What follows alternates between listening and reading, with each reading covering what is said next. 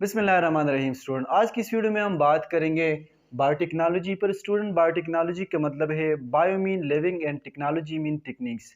ऐसी टेक्निक्स जिसमें living thing use करते हैं और इससे कुछ ऐसे प्रोडक्ट हासिल करते हैं जिससे हमें फ़ायदा हो, तो इसे कहते हैं बायोटेक्नोलॉजी। एक प्रोसेस है student, gene cloning. Gene cloning का मतलब है making copies of a gene और डीएनए। अगर हमें एक जीन की कापियाँ बनाना है, इसको मल्टीप्लाई करना है डिफरेंट पर्पज़ के लिए। फॉर एग्जांपल बाज़ औक़ात हमें एक जीन की प्रोडक्ट की ज़रूरत होता है। फॉर एग्जांपल अगर इंसुलिन वाला जीन है, इंसुलिन वाला, तो इसकी हमें प्रोडक्ट की ज़रूरत होता है। तो बायोटेक्नोलॉजी के थ्रू हम इसकी नंबर को इंक्रीज़ करता है और इससे वो प्रोडक्ट हासिल करते हैं। बाज़ औक़ात हमें एक जीन की सीक्वेंस मालूम करना होता है। तो बायोटेक्नोलॉजी में वो कौन से टेक्निक्स हैं जिसके थ्रू हम इस इंसुलिन जीन की क्लोनिंग कर सकते हैं। तो इसके लिए दो टेक्निक्स है बायोटेक्नोलॉजी में। एक होता है रिकम्बिनेंट डीएनए टेक्नोलॉजी, जिसे सिंपली आरडीटी कहा जाता है, और एक होता है पीसीआर, जो एब्रीवेशन है पॉलीमरेज चेन रिएक्शन की। ये दो टेक्निक्स है, इसके थ्रू हम एक जीन की क्लोनिंग कर सकते हैं। रिकम्बिनेंट डीएनए टेक्नोलॉजी के लिए कौन से टूल्स दरकार होंगे? नंबर फर्स्ट, हमें चाहिए एक gene of interest. Gene of interest का क्या मतलब है?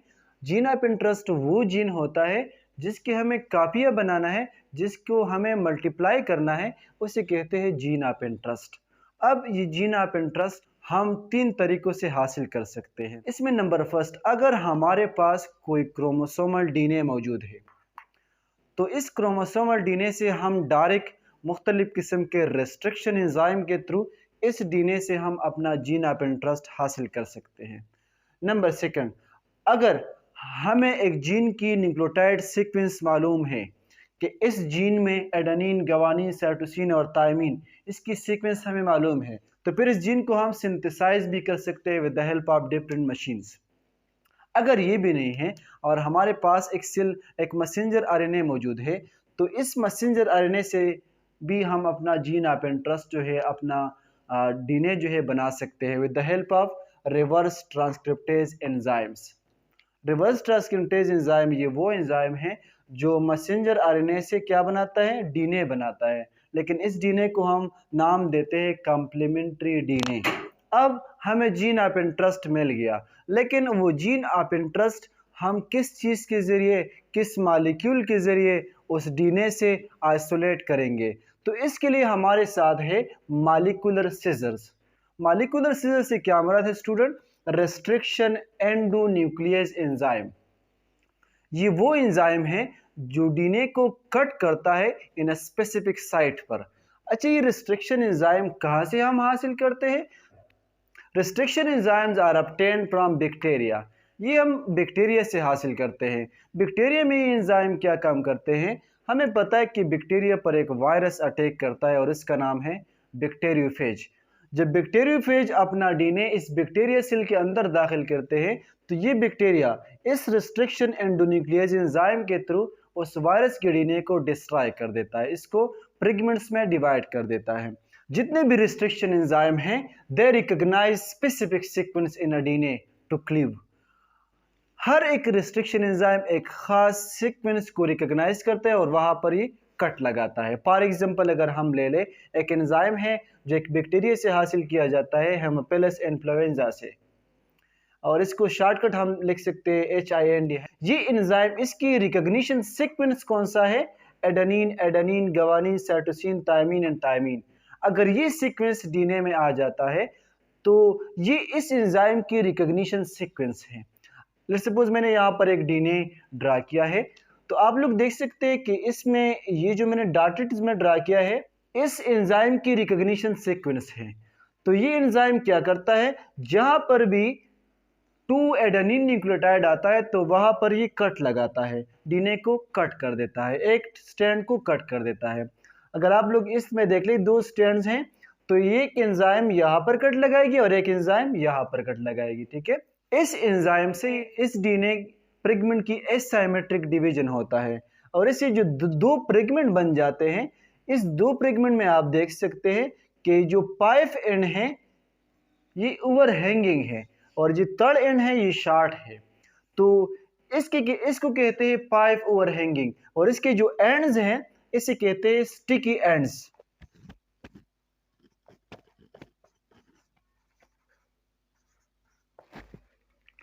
अच्छा, बाज ऐसे एंजाइम्स भी है जो डीएनए को इसी तरीके से फ्रेगमेंट में डिवाइड करता है जिसमें थर्ड एंड जो है ये ओवरहैंगिंग होता है।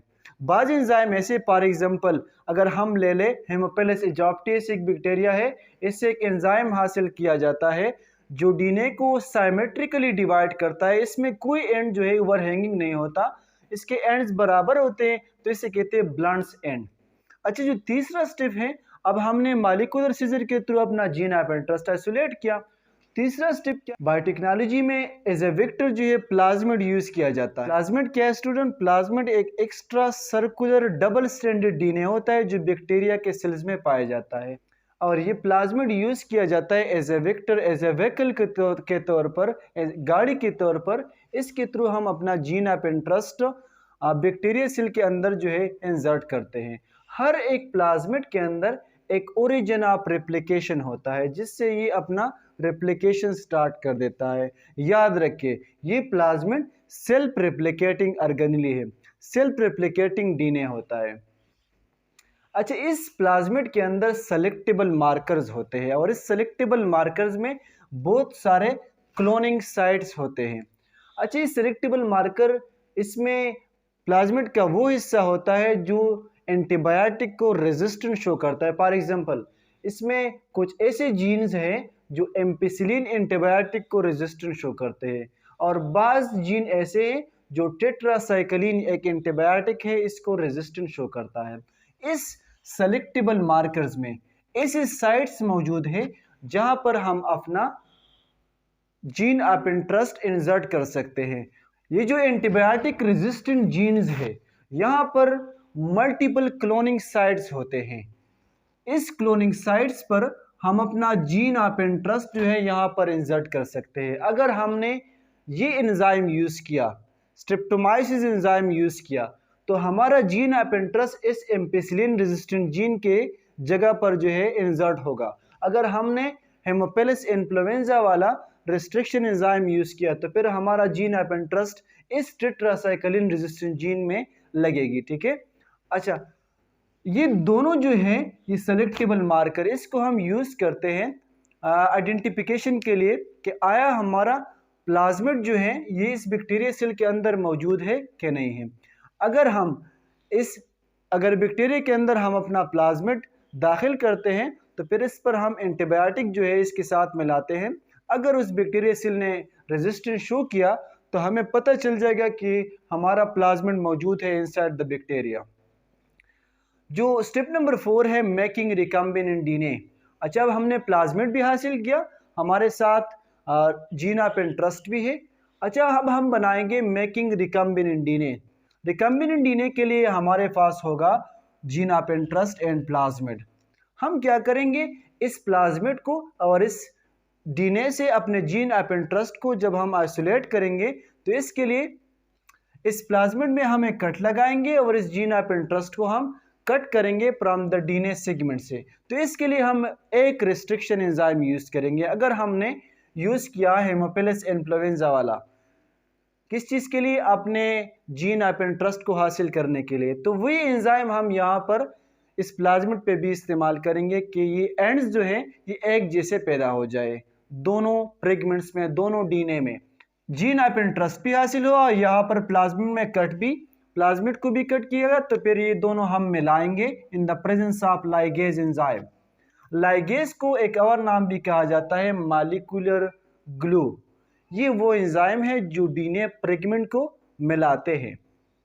अच्छा, अब ये जो दो डीएनए एक दूसरे के साथ मिल गए तो इस एक था प्लाज्मिड का डीएनए और एक था हमारा जीन ऑफ इंटरेस्ट, तो एक डीएनए बन गया और इस डीएनए को कहा जाता है रिकम्बिनेंट डीएनए और इस टेक्नोलॉजी को कहा जाता है रिकम्बिनेंट डीएनए टेक्नोलॉजी। अच्छा, अब हम इस रिकम्बिनेंट डीएनए को एक्सप्रेशन सिस्टम में ले जाएंगे। कहाँ पर? बैक्टीरिया सेल के अंदर। जब बैक्टीरिया सेल के अंदर हम अपना ये प्लाज्मिड जो है दाखिल करेंगे तो हमें पता है कि प्लाज्मिड सेल्फ रेप्लिकेटिंग है और ये बैक्टीरिया हर 20 मिनट्स में रेप्लिकेट्स होता है। तो जब ये बैक्टीरिया रेप्लिकेट होगा तो तो हमारा प्लाज्मिड जो है वो भी रिप्लिकेट होगा और इसके अंदर हमारा जीन है वो भी रिप्लिकेट हो गया। तो इसी तरह बहुत सारे बैक्टीरिया जब पैदा हो जाते हैं तो इसमें हमारा जीन ऑफ इंटरेस्ट भी मल्टीप्लाई होगा और वो हमें अपना प्रोडक्ट जो है प्रोवाइड करेगा। अब अगर हमें मालूम करना है कि इस बैक्टीरिया के अंदर हमारा रिकम्बिनेंट डीएनए मौजूद है कि नहीं, तो हमें ऑलरेडी पता है कि इस प्लाज्मिड में एम्पिसिलिन रेजिस्टेंट जीन्स मौजूद है, टेट्रासाइक्लिन रेजिस्टेंट जीन मौजूद हैं।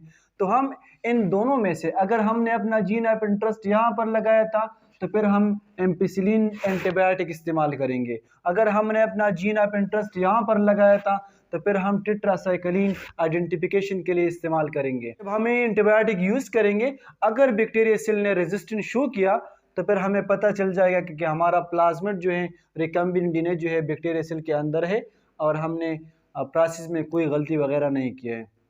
तो ये था आज का लेसन रिकम्बिनेंट डीएनए टेक्नोलॉजी पर। इसके थ्रू हम अपना जीन क्लोनिंग जो है कर सकते हैं।